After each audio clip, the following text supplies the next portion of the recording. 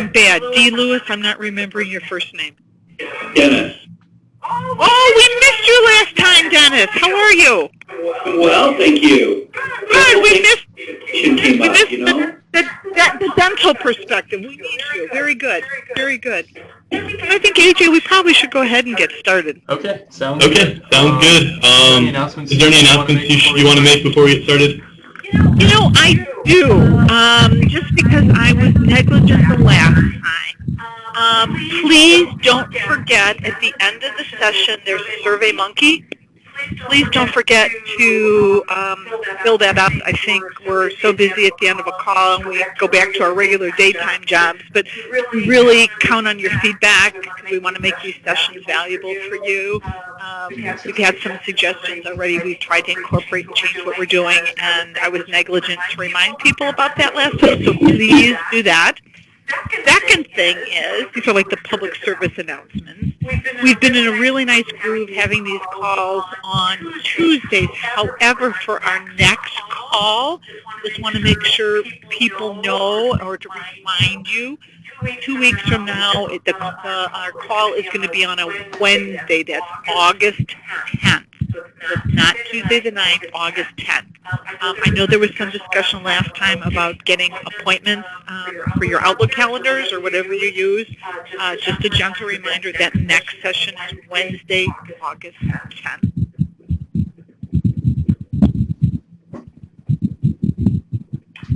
And I guess one more PSA, as long as I'm looking at it. One of the feedbacks from the session is you present good information. Would there be some handouts, some takeaway? So we've really tried to work on that. If you look for in the file session for today, you can see that of course there's our presentation for today and your ever famous homework. But we have presented some information last time from the Case Management Society of America, their research on staffing ratios for care coordination, and their focus was on case managers, but you can see some of the research and the rigid methodology that they used. And then there was another article, so that's in the file section. And then in the link section, there is a chat item, again, another really good article talking about ratios for staffing for care managers. I think that's it in terms of PSAs, AJ. Perfect. You took a lot of the words out of my mouth. Please take it away. So, all right. Well, welcome back, everybody. This is session 4. Can you believe where the summer's gone already? I feel like we're getting to know you, and hopefully you've gotten to know us a little bit. So when I see your name, we see your names on there, we're like, oh, great, Jennifer's back. We're curious how things are going for you. And we miss Dennis, and just Tracy, hope your vacation was good and glad to have everybody back. Why don't we start with introduction? I'll start with the Optum team. We have 2 guest speakers today. I'm going to wait for Sarah and Kathy to introduce themselves till their portion of the section come in. But I'm Carol Dahl, and I'm a director with Optum, and I'm very active in the Medicaid space. Rachel? Rachel's probably on mute. You have to unmute. I apologize. My name is Rachel. I'm the clinical social worker on the Optum team, where our focus is on the Medicaid space and federal qualified health centers. Sherry, you want to come off mute? Sure. Hello, Sherry Elmy with Optum, and I have been working with providers of kind of all shapes and sizes who are moving into the risk-based space for the last 5.5 years. Okay. Participants. Do we want to start, maybe just when you look on the far right there, everybody's names, why don't we just start from the top and go down? Dennis, you want to tell them who you are? Because we missed you. I'm Dennis Lewis. I run a public health safety net oral health clinic, dental clinic in Colorado.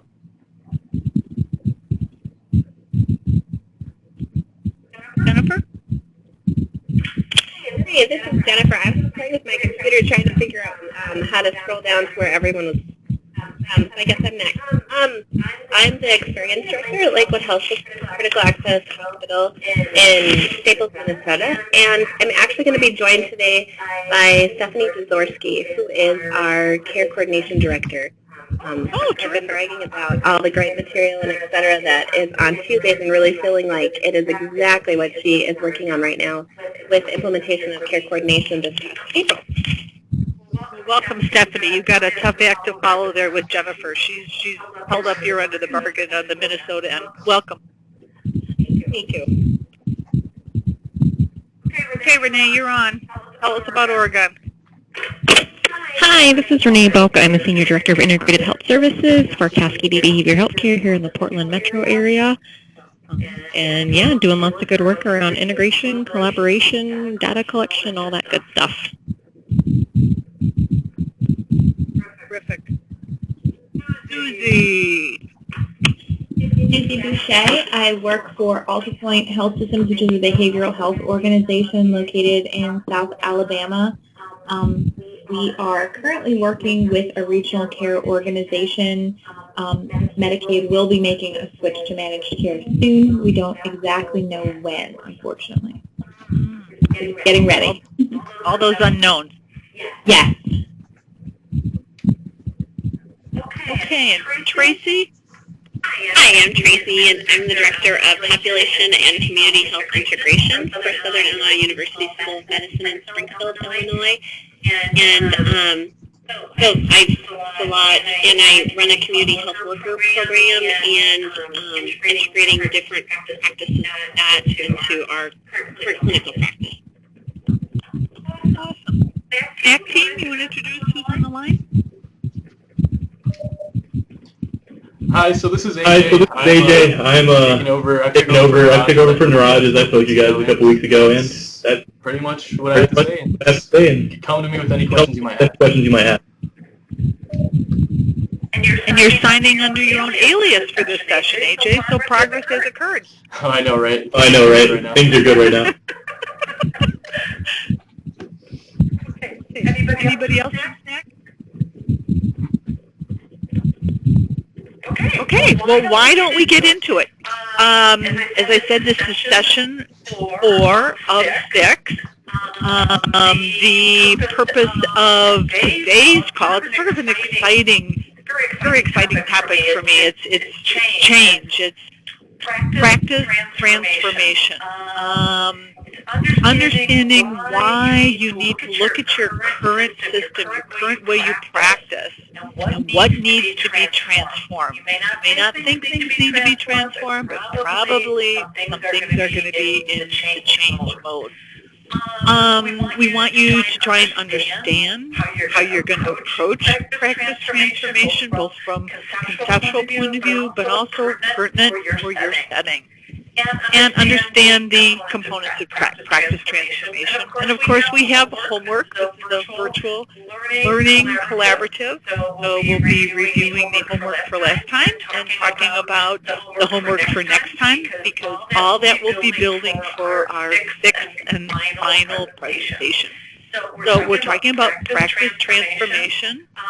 Just housekeeping, really want to thank people. You've all been on time, signing in early. I feel like we don't even need to talk about that anymore.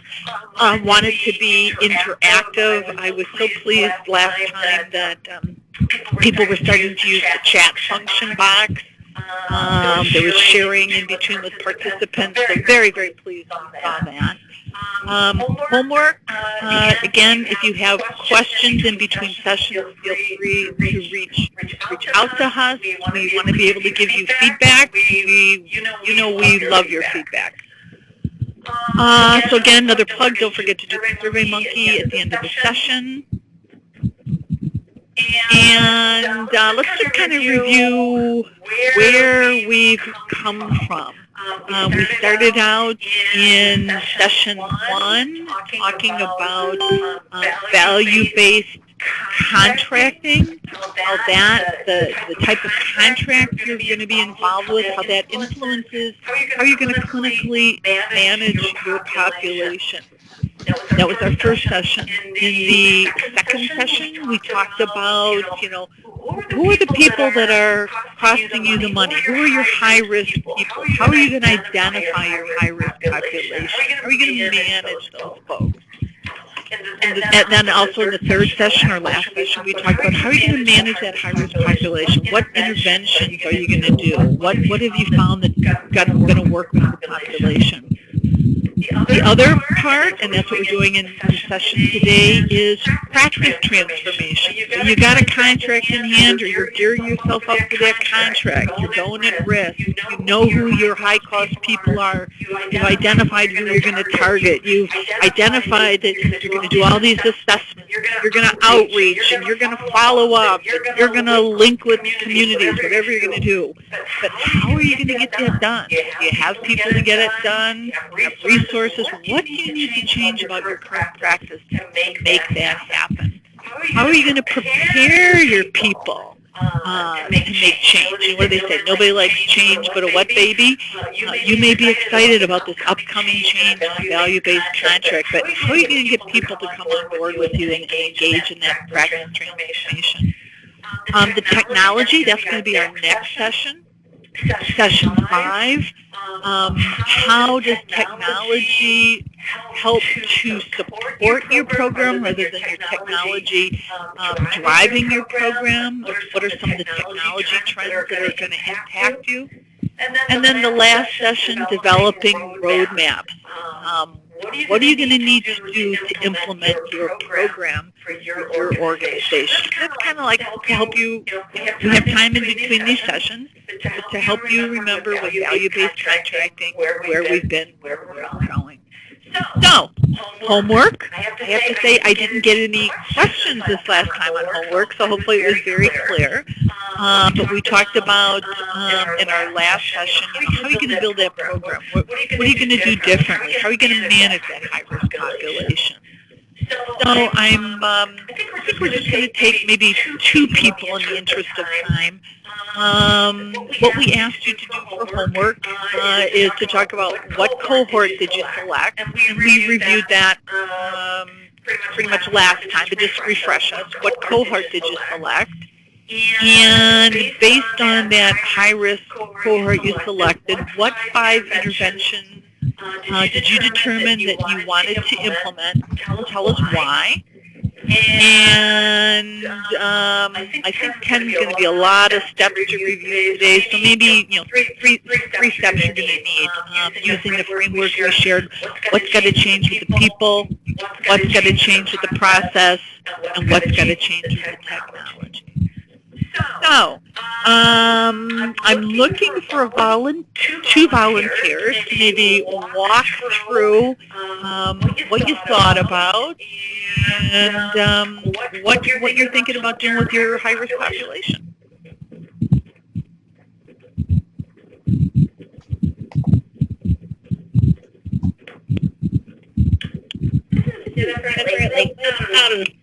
Actually, you probably would give me about a D or an F on my assignment, but we looked at our data that we have. We identified last week that we actually have lots of data, and it's kind of trying to identify which data source we come to and then being consistent in that.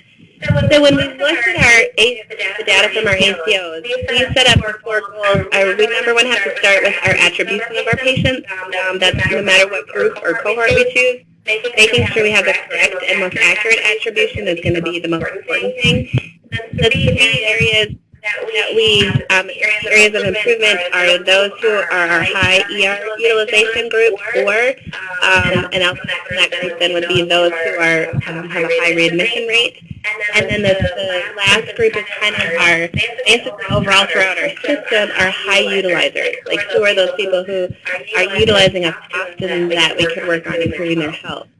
So, and attribution piece is really nice because that regardless of what cohort we go to, if we have them correctly assigned to the right provider, it's going to help with their care going forward.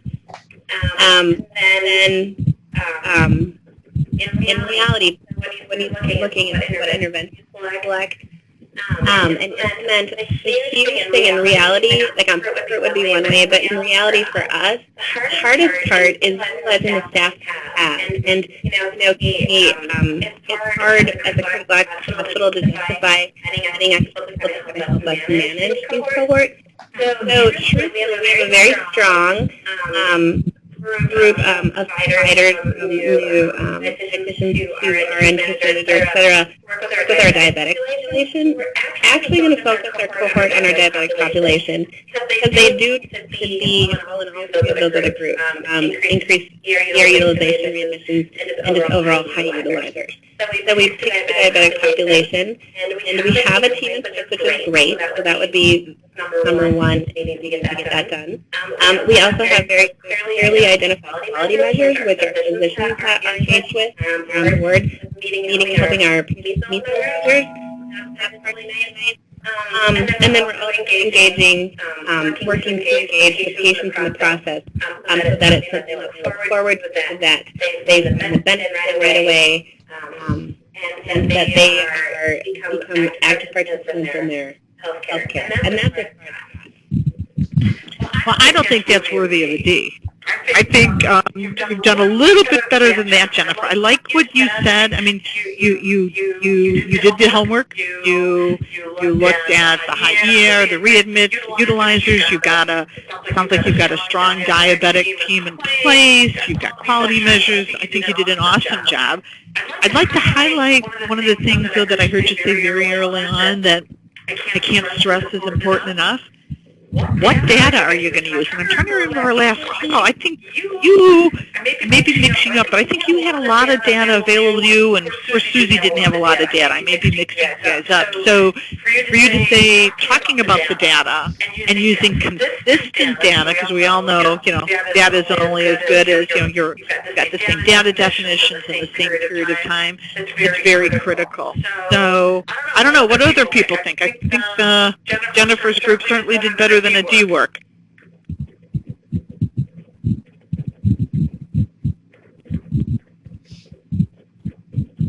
Tough crowd, maybe not.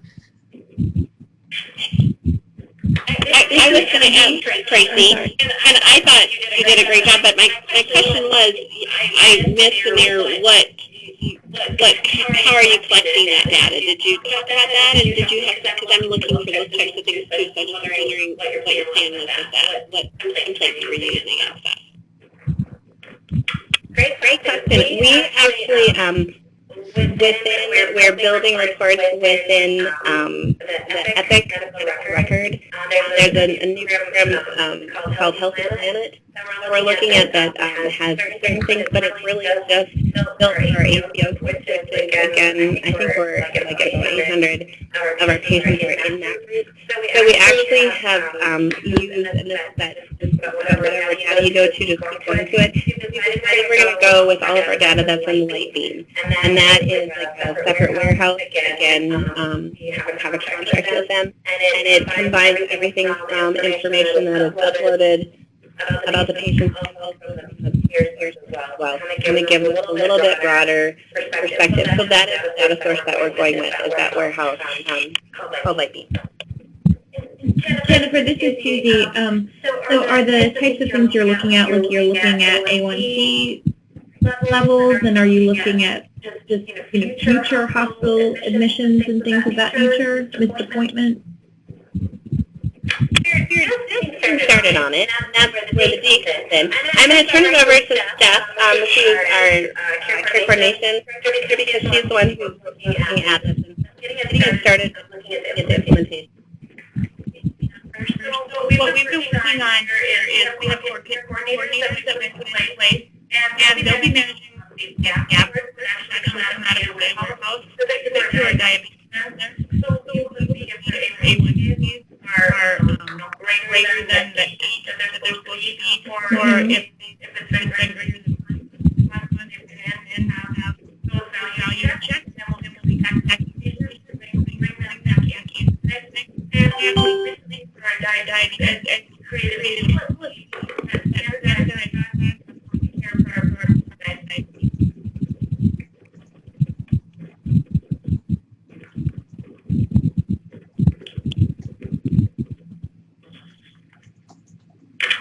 that answer your question? Not really.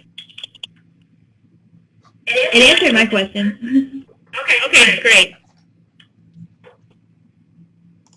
Okay. Any other questions for Jennifer? I think you did a great job, Jennifer and Stephanie. You are demonstrating the value of bringing your colleague on the phone today for showing teamwork. Any other questions for this group on what they did? They shared who their cohort was. They talked about focusing in on the high utilization rate, focusing on diabetics, getting patients engaged, finding benefits. Good job. Next week we're going to understand how you're going to get that work done and transform. But any other questions for Jennifer before we move on to somebody else? Okay. Who wants to showcase their program next? Easy, I can do ours.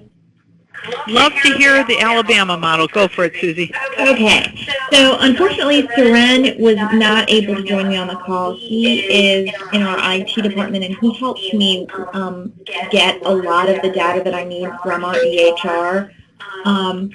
So the cohort that we've been really talking about are people with a defined serious mental illness, one of the 10 comorbid chronic illnesses as defined by our RCO. So those are things like heart disease, diabetes, hypertension, for children ADHD, HIV, cancer, things of that nature. With one or more hospitalizations in the past year, or I'm thinking 3 or more ED visits. Because while we're primarily mental health, as we move toward managed care, we'll also be accountable as a risk-bearing partner for things like ED utilization. So some of the things that we would like to do are implement, in-person follow-up within 7 days. We currently comply with the DMH standard that anyone leaving a psychiatric facility has an appointment scheduled within 72 hours. But a lot of people who really need that follow-up don't follow up. And a lot of it is just the nature of the mental illness. You know, if you're paranoid and you feel like you were wrongly hospitalized, following up with a psychiatrist on an outpatient basis isn't exactly a priority. So things like that, doing a medication reconciliation in the home and contacting a pharmacist if there's a med error, making sure that people are getting those psychiatric prescriptions filled, offering telephone support, helping with medical appointments, not just the psychiatric appointments, and offering disease management education, things like the Stanford Chronic Disease Self-Management Program, but even things less formally and on an individual basis to educate people about their disease, as well as their caregivers and family supports about diseases. And so things that we need to do to implement this is we need to decide at what point of contact we want to approach patients.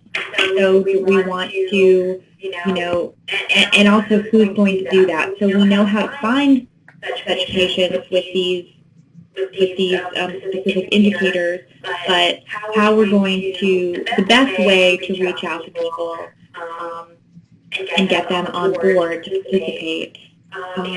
One of our other issues would just be getting information from the local emergency department about the ER usage.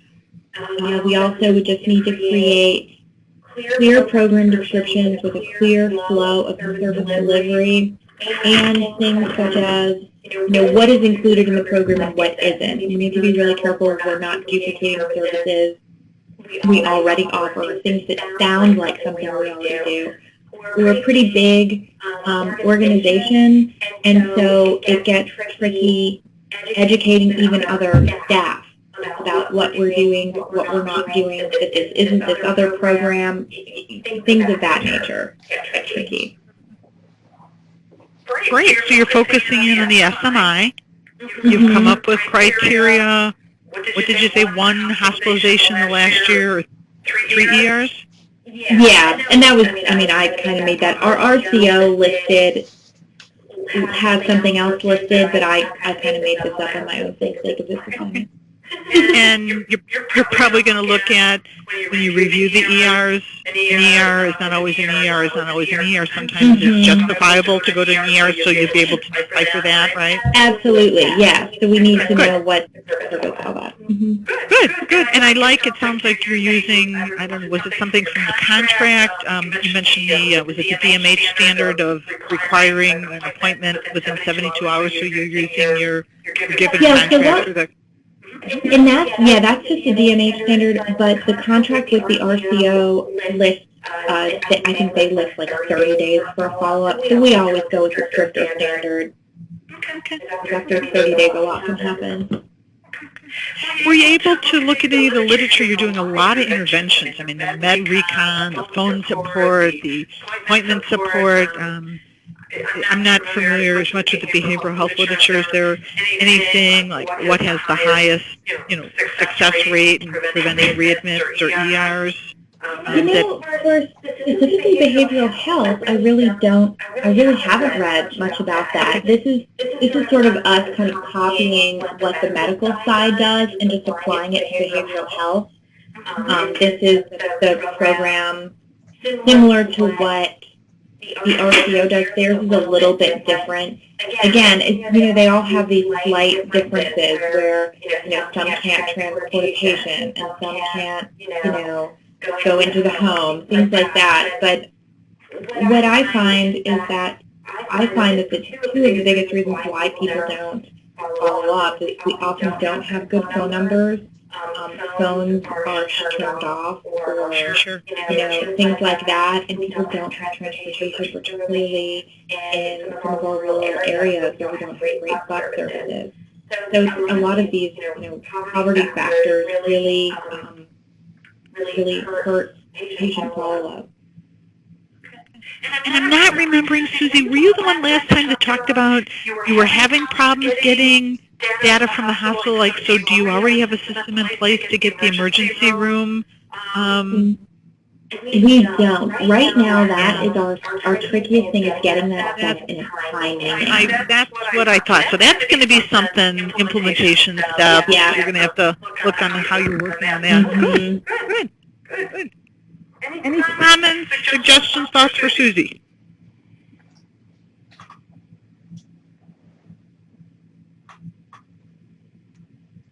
Okay, well, thanks, Susie, and please send our thanks to Saren as well. I know you've got a partner there with him and using the data that you do have. So appreciate you guys doing the homework and taking it to heart. We just want to make sure you try and incorporate some of the concepts that we've given you.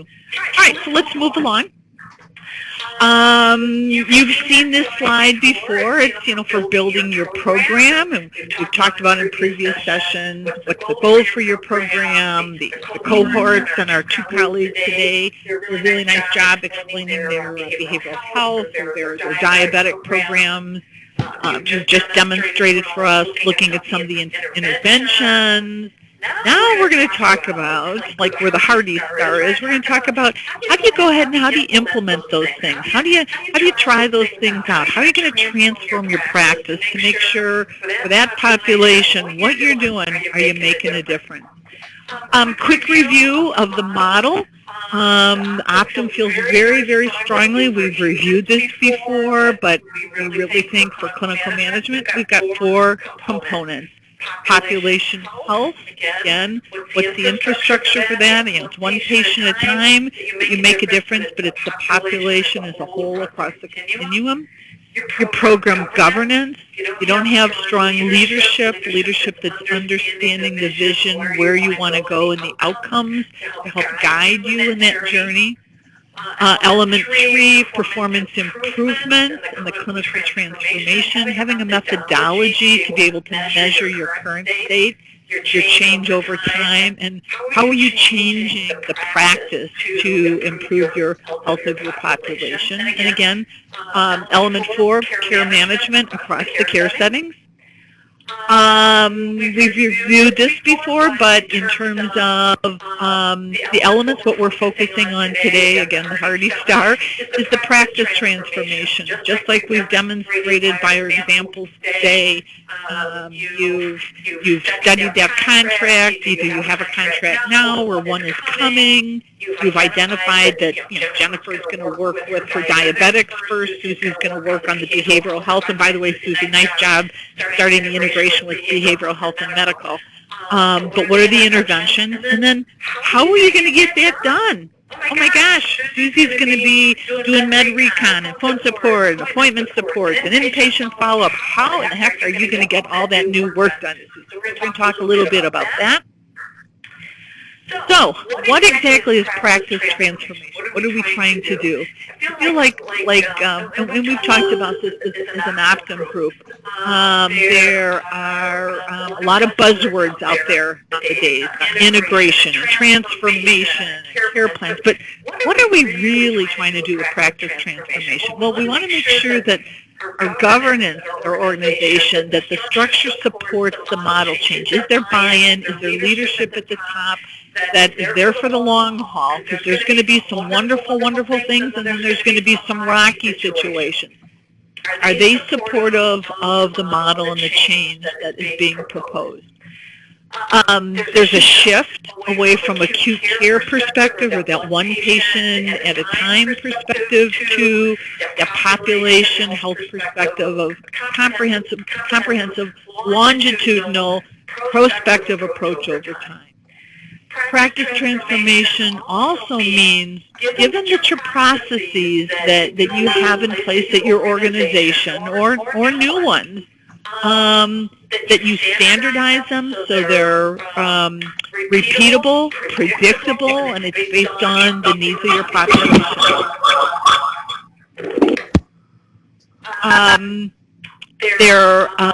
We talked about in earlier sessions the care team and role optimization. I think, was it Jennifer, we really appreciated your honesty. I think it was Jennifer, you talked about implementing some change last time, and talked about the roles maybe weren't necessarily clear and there was some confusion, so there was a whole lot of drama before the plan change you were making really could roll out. But really making sure people work as a team and people work best in their role and they work up to their licensure.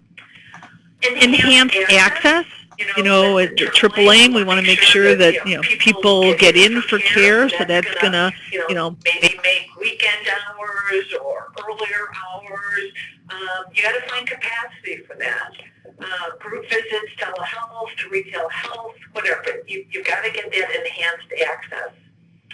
Use of data, and I think Jennifer, you brought that into play in your example this morning. What data is available? Is it consistent? Are you using it? Are you sharing that data? Very, very important. And we've talked about following the money in other sessions. When I worked at a Catholic hospital, I learned the best saying, no margin, no mission. We have all these good intentions, but if we can't cover our costs, we're kind of in trouble.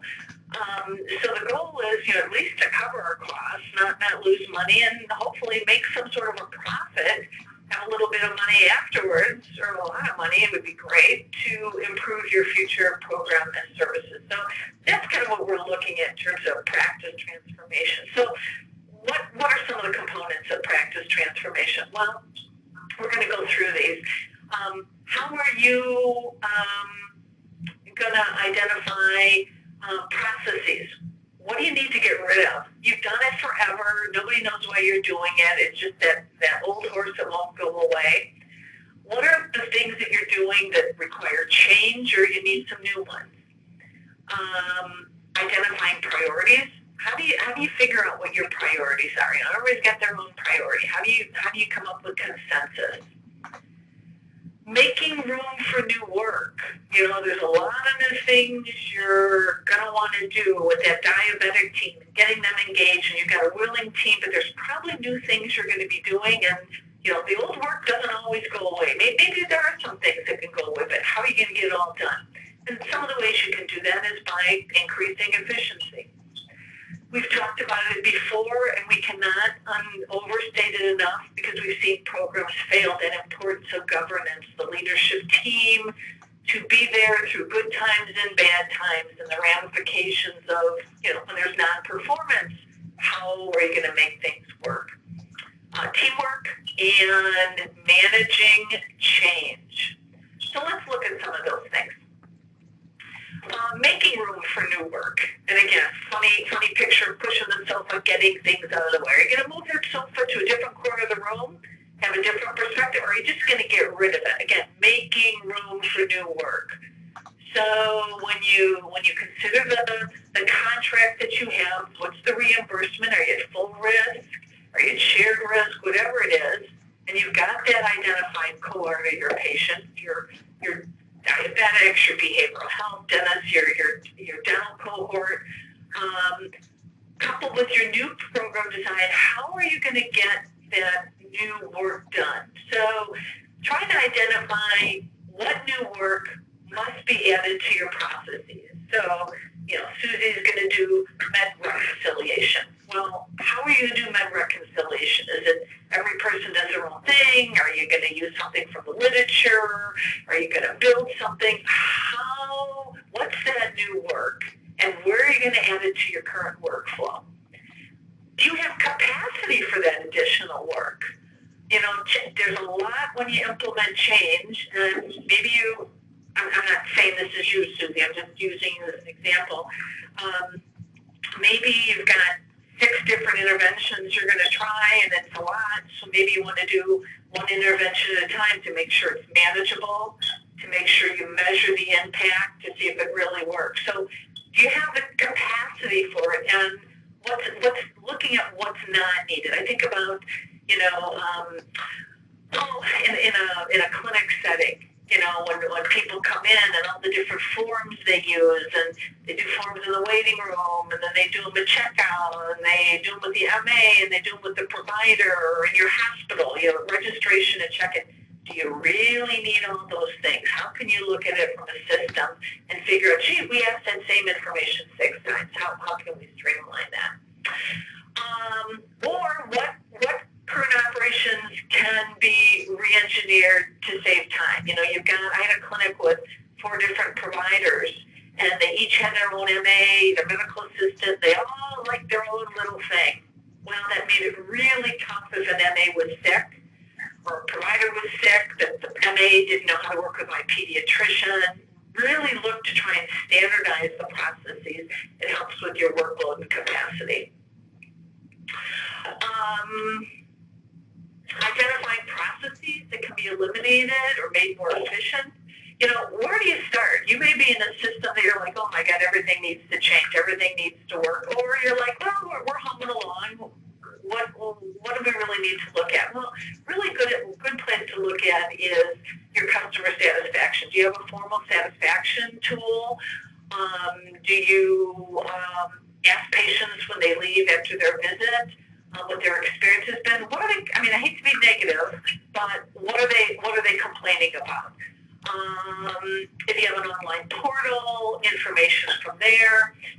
Also looking at what is the biggest impact that if you were going to change the system, what would have your biggest bang for your buck? And along with that, what could you do quickly? We're not in for short-term gains, but they always talk about that low-hanging fruit. You got so many things you want to change. What's going to be easy to be quick? Everybody's going to be so relieved if you get it done. Are you still checking eligibility when people come for their appointments at the front desk, and then somebody's mad that they don't have eligibility? Can you re-engineer that on the back end before they come in, and everybody's a winner on that one? Using your QI tools to decide for priority. Everybody's kind of got their own bias, but trying to prioritize, do rank voting, do your process flow. What's the best process to start in? And again, determine the process of care that affects your population. And again, when you redefine that process, it should be consistent, predictable, and able to be replicated. Can't say enough about teamwork. Who constitutes your team? We tend to think provider, your diabetic team, your mental health specialist. I worked at a FQHC, and parking was a nightmare. Parking was a nightmare. And they ended up hiring like this parking attendant to guide people to parking spots. You talk about a satisfier. And we always kidded, like we never thought of him, Jose, being part of the care team, but he was such a satisfier of the team, and he would let us know if somebody was happy or had problems walking into the clinic. Who constitutes your team? Sort of an off-the-wall way of thinking of it, but who really knows your member in this team? What kind of staff do you currently have? What do they currently do? What needs to be done that is not being done before? Someone talked before in the last call about how they were using RNs to, make preventative outreach calls. I'm an RN, so I'm going to be biased. I think that's great, but it's kind of an expensive use of resources that when you're just calling out, making reminders, again, it's your model. It's who you have that's available. You might want to look at alternate care staff. Again, looking at licensure, I've been in settings, my experience most recently is in ambulatory, but you have RNs in clinics, then they're doing rooming, and it's important to get a good history and a blood pressure, but maybe their talents would be better spent educating, care coordinating. Again, looking at what's maximizing people's licensure and using their capabilities. What's the availability of personnel in your area? You may have a good supply of LPNs and you don't have enough RNs, or you don't have a skilled population, but people from the neighborhood who are in need of jobs, who understand the community and resources might be a really good opportunity to look at, alternate staffing models like community health workers. Really important, though, when you roll out your program, your intervention, who's doing what, making sure that the roles are clear and understood, and when there's overlap, sometimes I've been in models where I'm a nurse and I work with a social worker, and sometimes the social worker's bringing up medical stuff, and I, the nurse, are bringing up social issues. That interdependence is a beautiful thing, but make sure you're not, people are sometimes sensitive about roles, and that interplay is important. I never want to underestimate the importance of physicians in your model. They're very critical to your success. I always stress teams, but make sure you reach out to physicians so they understand. Change management. Time check is 12:13. I got it. Thanks. Almost there. Thanks. Change management process. Like I said, you've been working with your group and you're all excited and you're going to implement your diabetic program. Make sure, we talked about government, they support the program, and you might have situations where providers don't come along. Staff don't come along. Providers maybe are not referring to in-network specialists or not referring to your group visits, whatever. And despite intervention and education support, it's not coming. Sometimes that tough love, that support from governance action with ramifications needs to occur. Aligning incentives. I've been in situations where the providers were paid a base salary and they got the RVUs. So the more they did, the more they got. Well, it's a different kind of day. So what are their incentives going to be on now? Are you going to be measuring the A1C rate of those under 7? Are you going to be measuring the readmits, aligning those incentives?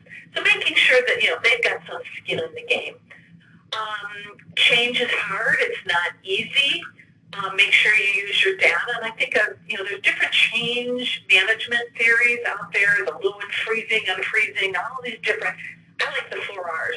Give people the reason you're going to make the change. Tell them the results that you're anticipating. Tell them the route that it's going to occur. What's the roll-up? How's this going to work? How's this going to play out? What's going to happen in the short run? What's going to happen in the next run? The promise to communicate and how critical their role is. They may not have a role right now, but acknowledge that. Just a pilot right now. We're only doing, these people are not special. They were just picked for whatever reason. your role will come. And what is it? Because people are scared. They think, are they going to lose their job, or am I going to do work that I won't be prepared to do? So reason, result, root, and role. And you can never communicate too much, too early, ongoing, and often. There's an article we wanted to share with you. It's a really good article about transforming healthcare, and it's kind of a summary of 10 different organizations. It's Dartmouth, Kaiser, UMass, and more about the whole system perspective with community partnerships and looking at roles, skill sets. And one of the things I loved about this article is patience, something I don't have, so I don't talk about this. But change takes time and patience. So good article. Want you to have that. And again, I'm going to skip through this. We talked about utilizing a quality methodology. Okay, Kathy, we and Sarah, we are on page 16. So with that, I'm going to turn that over to our friends. Kathy, I don't know if you maybe want to do introductions for me? Yes, Sarah, are you on the call? I'm on. Well, Sarah, I'll let you start then. Okay. Well, I'm great to be on with you all. I'm Sarah Dixon, and I work for the Iowa Primary Care Association, and I'm a senior director there, and I've been there since 2007. And then Kathy Whiskerhoff, my colleague, is going to really take the bulk of, I think, the case study, but she just asked that I provide a little bit of historical context for kind of why we are where we are in Iowa, and kind of the context for the effort we have underway around hypertension and some other performance improvement initiatives. So I think what's on your screen is the map of all the federally qualified health centers in the state of Iowa. And Kathy will be showing you a number of other slides. But really, the Iowa Primary Care Association, we historically had the health centers would participate in the health disparities collaboratives that were convened by HRSA, and really got a lot of benefit around that shared learning.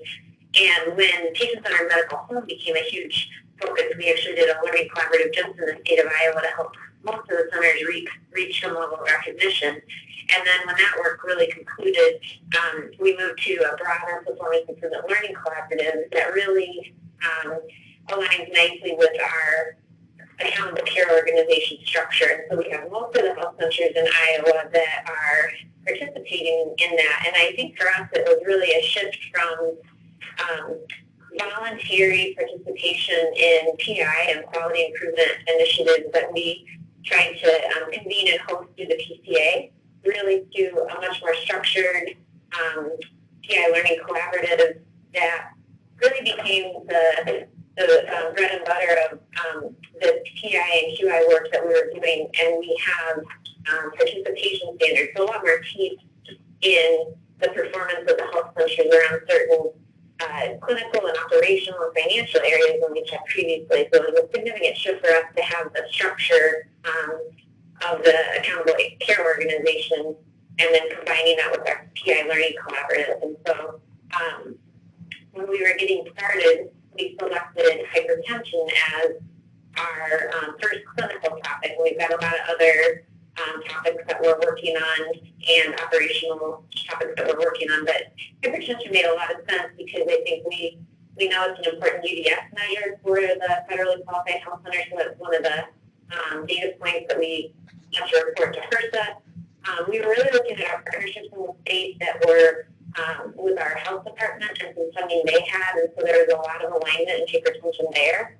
And Kathy will get into more of our clinical input into this, but I would say the discussion around why hypertension first, they just had a really thoughtful discussion about that, and I think the point that the last speaker was making about low-hanging fruit, that's very much in line with why we pursued hypertension first versus maybe a more complicated clinical intervention like diabetes or something like that. And so I think I'll turn it over to Kathy, but I'll stay on and I'm happy to answer any questions more at the higher level, like the governance or why we pursued an accountable care organization structure and really coupled that with our PI Learning Collaborative.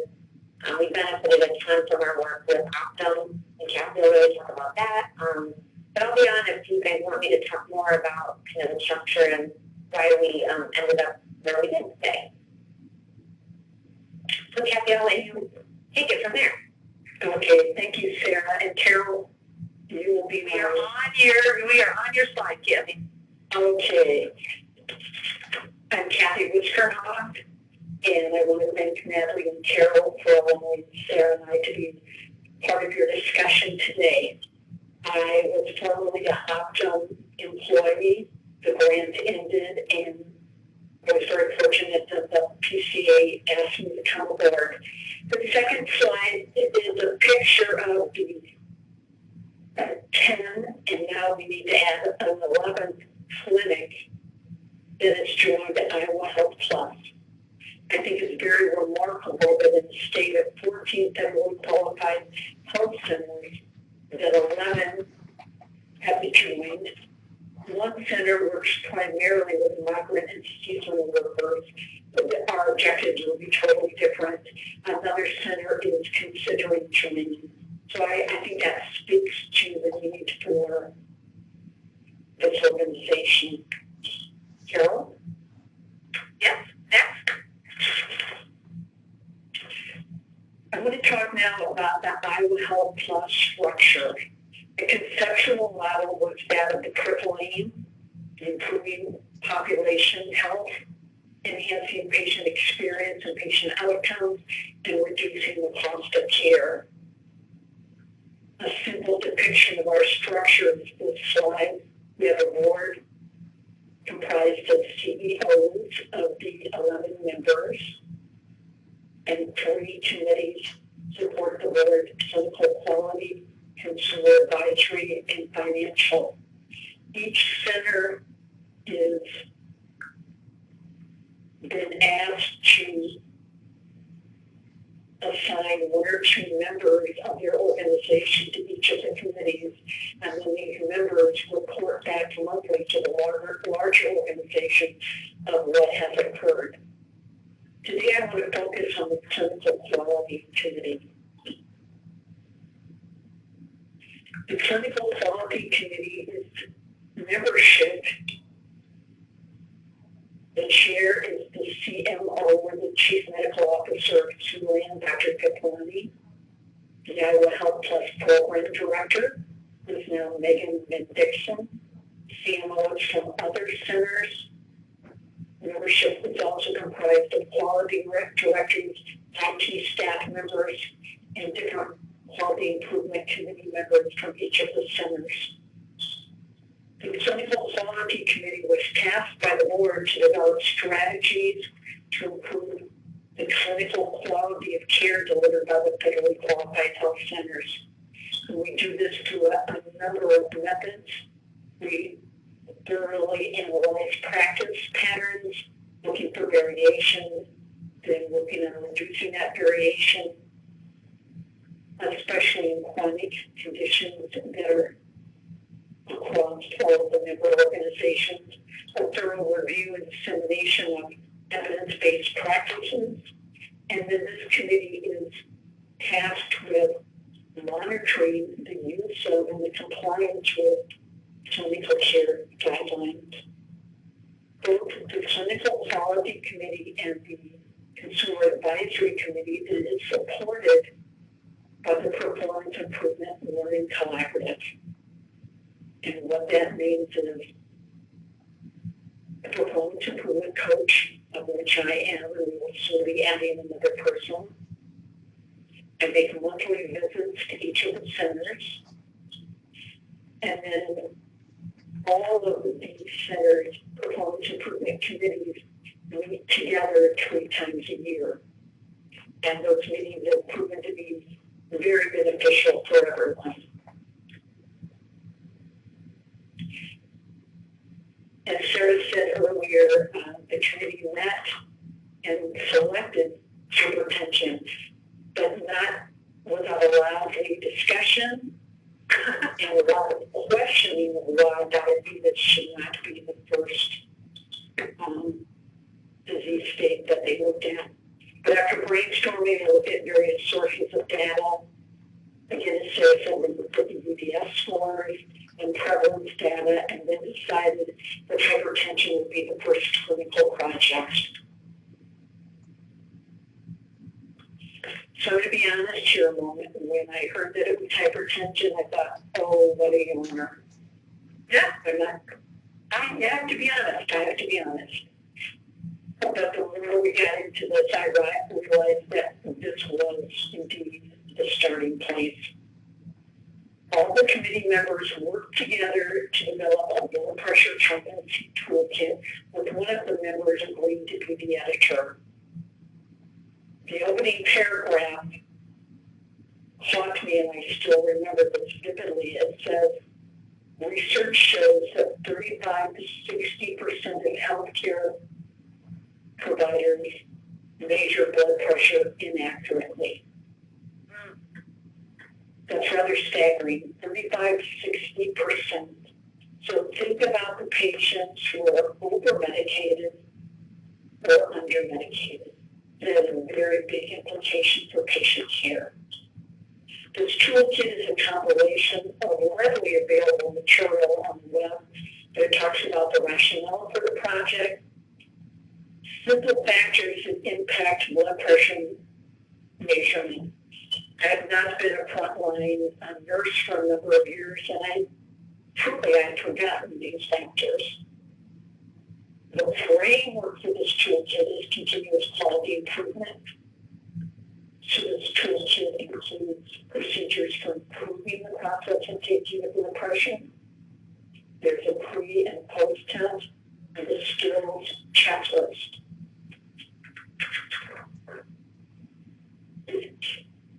It was interesting the way that the sites decided to work through this competency toolkit. Now, are you on the next slide, on slide 22? I am now. Okay. I see this as a three-pronged approach.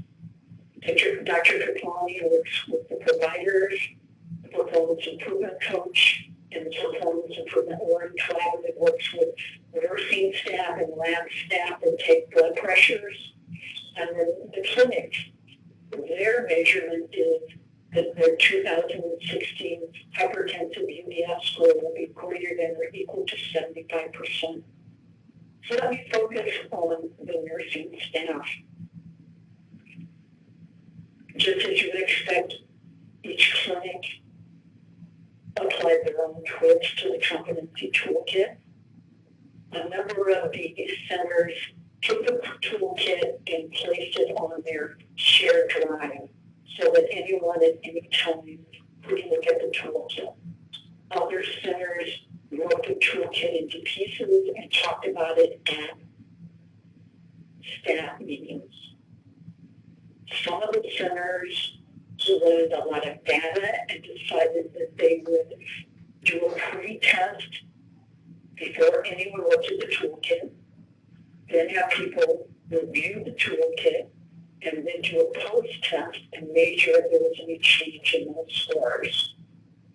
Other centers decided to allow the nursing and the lab staff to do the pre-test on their own, and then do the post-test in small groups of 2 to 3 people and make it more like an open book test so that it wasn't as threatening. And all of the techniques work. I couldn't say that one was better than the other. The toolkit includes a poster with a man seated in a chair, and it points out the steps for taking an accurate blood pressure. A number of the centers took that poster, laminated it, and put it in the exam rooms, and now tell me that patients say, wait a minute, my feet aren't flat on the floor, or just a moment, let me sit up straighter in the chair. Do we see a change from patients and patients wanting nursing staff members to take their blood pressure correctly? The centers in 2016, a number of them have taken on annual blood pressure competencies. Others have me coming on site to complete that. But by 2017, every center will have trained a trainer so that they can continue the annual competency of blood pressure. They've included this in their annual evaluations of employees, so they are really making this sustainable within their practice.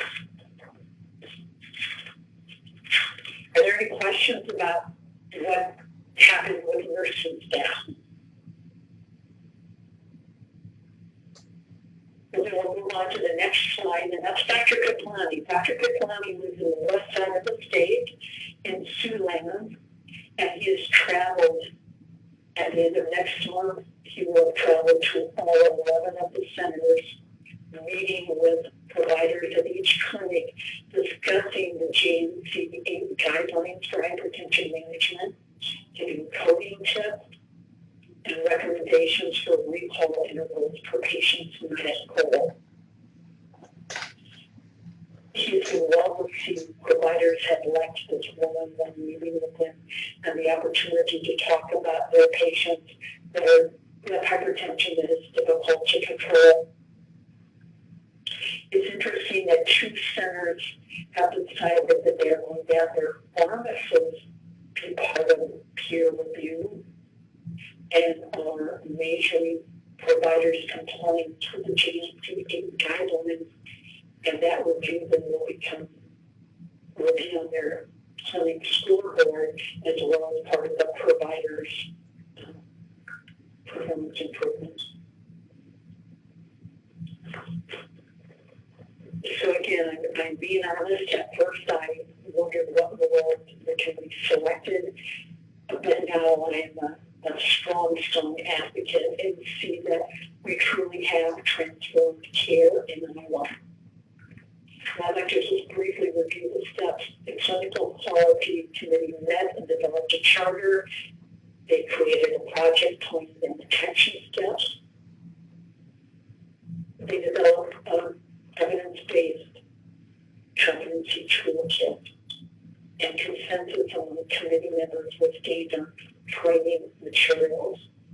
The clinic's portion of this project is by 2016, their UDS scores will be equal to or greater than 75% control. The frontline work is divided.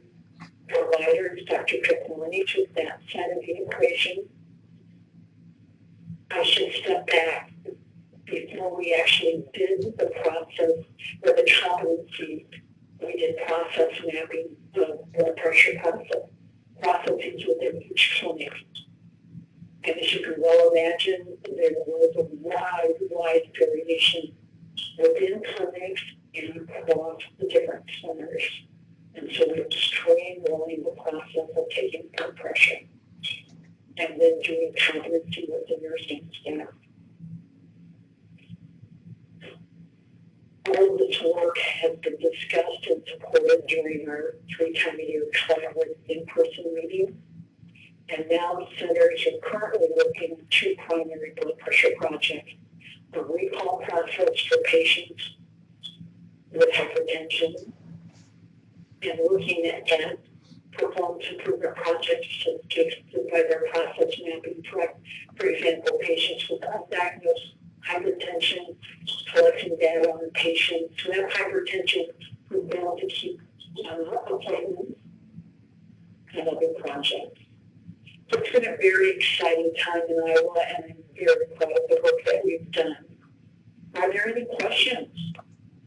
And Kathy, while people are thinking of questions, this is Sarah again, and I would just add to what Kathy said. She did a great job of really providing a thorough overview, I think, of the work. But our health center CEOs that are part of Iowa Cluster apprised of the progress, and I think the structure of the work really helped them to see the value in performance improvement and making, allowing staff time to really work on the projects. I think having a first, significant win was really good for the health centers, and then getting leadership on board.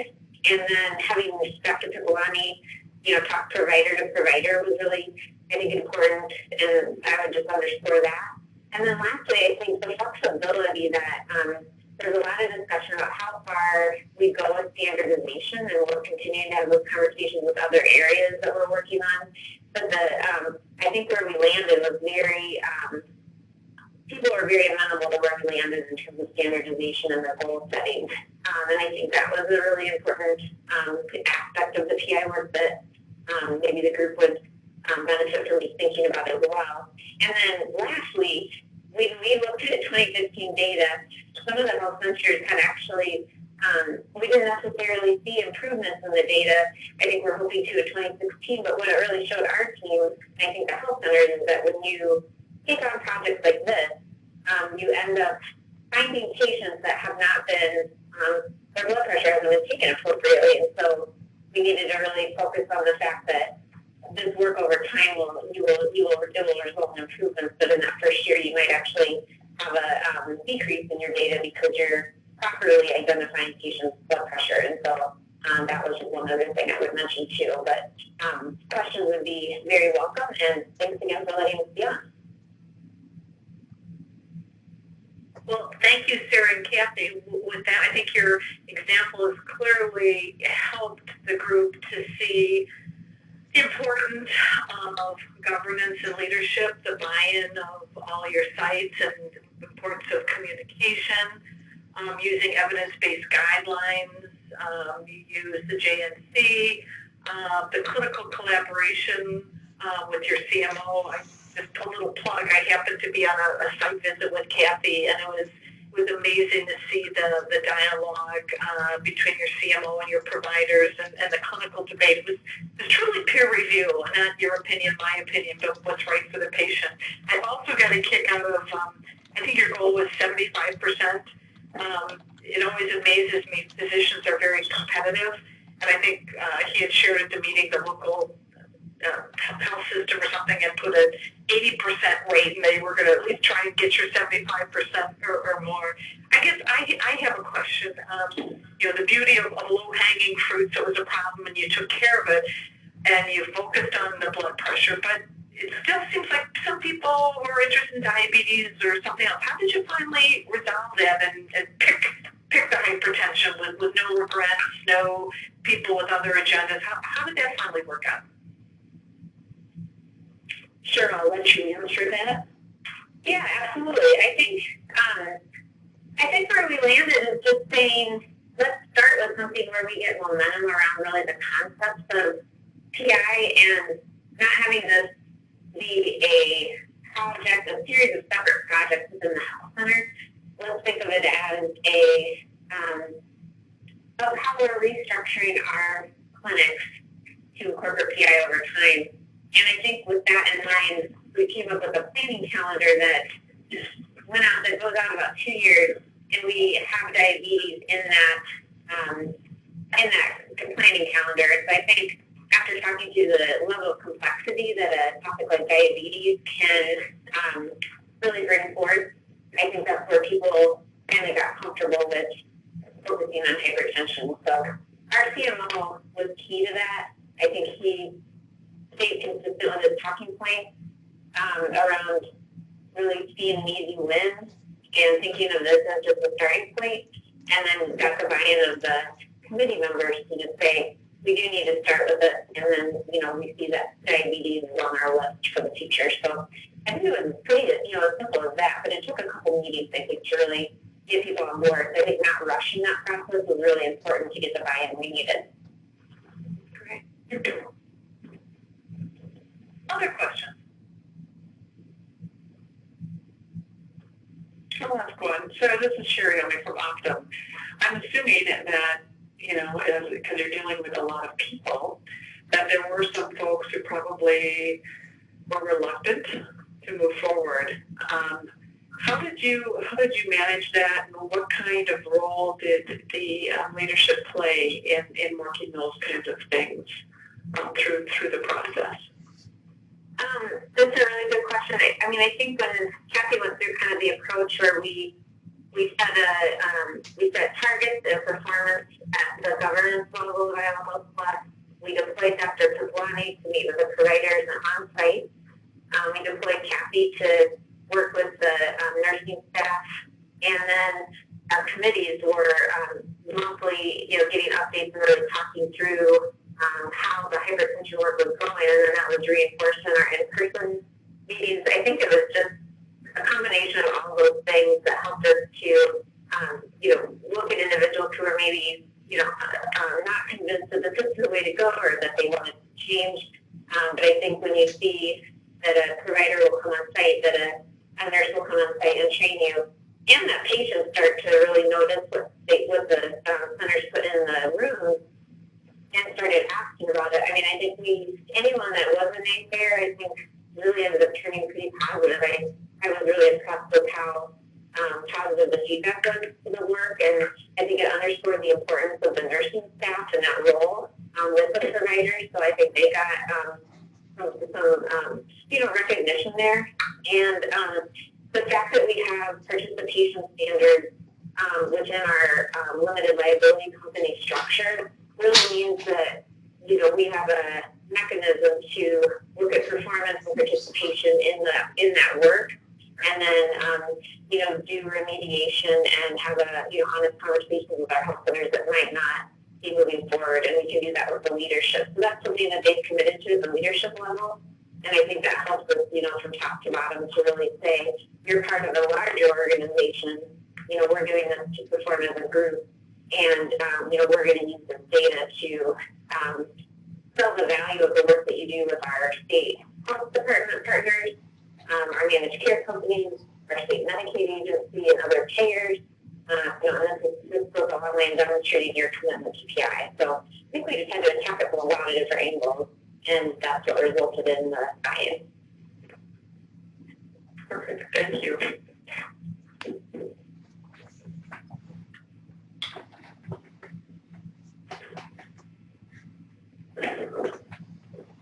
Would you do anything different if you were to start over?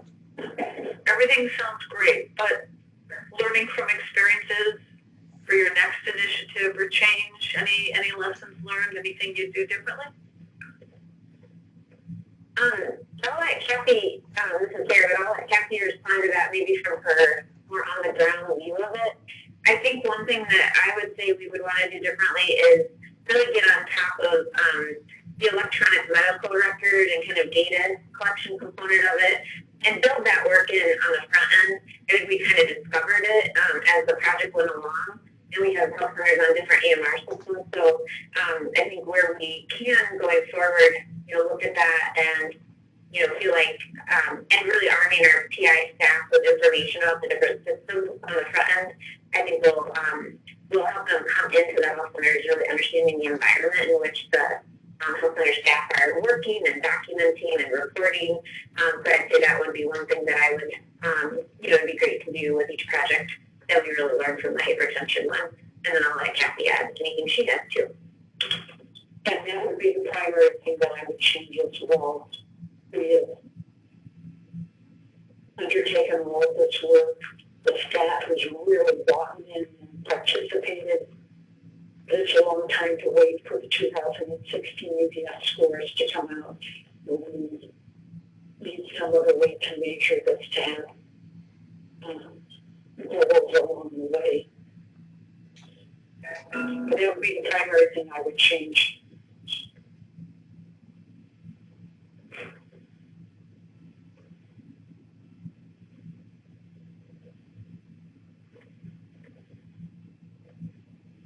Other questions? I've got a silly question. When you started this, like people that have been in healthcare for a while, did you run into resistance? Like, I've been taking blood pressures for 20 years, did you run into that? And then I'm thinking data, did you happen to do any observational assessment for, when they were rooming somebody and doing the blood pressure and looking at techniques, so you had some anecdotal, information you could share when you rolled the project out? Yes. I ran into a lot of doubting Thomases, but my personality, I brought them on board quickly. I have a history of teaching, so when you show the poster and you show the evidence that most people take blood pressures incorrectly, that hurts someone's interest. Yes, we did observations, and the process math also showed some people were taking the blood pressure right after they moved the patient. Other people were doing it at the end of the history and physical assessment. And so just talking about the variation and how that could result in different blood pressure readings quickly caught people's interest.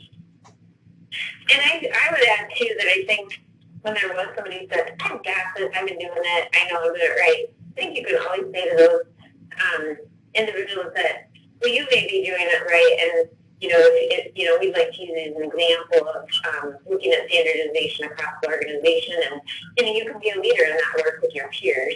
And then when, Kathy talked about how we demonstrated that with those tools, I think it kind of takes the wind out of somebody's sails when you are saying we need to make sure everyone's doing this thing as well as you are, So I think that's try to turn those people into champions. It'll be really interesting to see when you get your data. Has there been a change in your denominator of patients that actually with their blood pressure?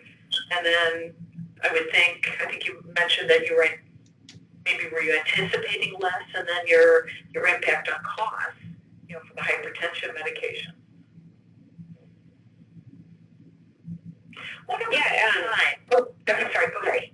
Oh, I was just going to say, I think the cost data piece, we had a major transition here in the state where I think we'll be able to start getting claims hopefully from the 3 managed care organizations that came into our Medicaid program.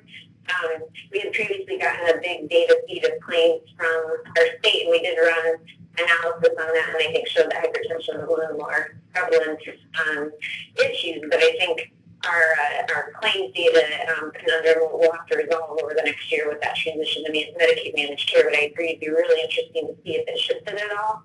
And then I think I interrupted you when you were going to ask the question. I apologize.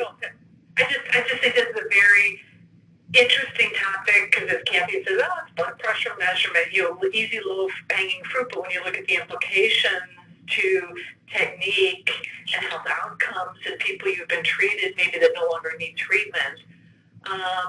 Just to plug also, for you guys, Sarah and Kathy are amazing. Like I said, I had the opportunity to be out there with them and see this in practice. It was awe-inspiring, and there's no rest for this team. They're kicking it up a notch, and they're looking at having patients do their own blood pressures and validating tools in the free market, which tool is affordable and valid, and they're taking it forward and doing drop-in visits, for blood pressure check. Just really amazing work. But I'm curious, when you do the blood pressures and you do it this way, are you finding that it takes more time to get the patient in the room, make sure they're settled and calm, and you don't throw the cuff over the sweater, you make sure that the arm is clear? And is it taking you more work? And if it is, how did you make room for that extra time that was entailed? It always takes more time to do something right. Though we're just talking seconds. Okay. And nursing staff members want to provide the best care to their patients. And so worrying that leaving a sweater on or doing this too early in the rooming process, that may falsely elevate the blood pressure, that's not something they want. They want to provide the best data to their provider to make clinical decisions. Good. All right, well, Sarah and Kathy, our hats off to you for your innovation and practice, your transforming. I don't want to close this session. I want to give everybody a chance to make any comments or questions. I think they're speechless. Such an easy thing, and how you found issues and you resolved it. Anybody? Any thoughts?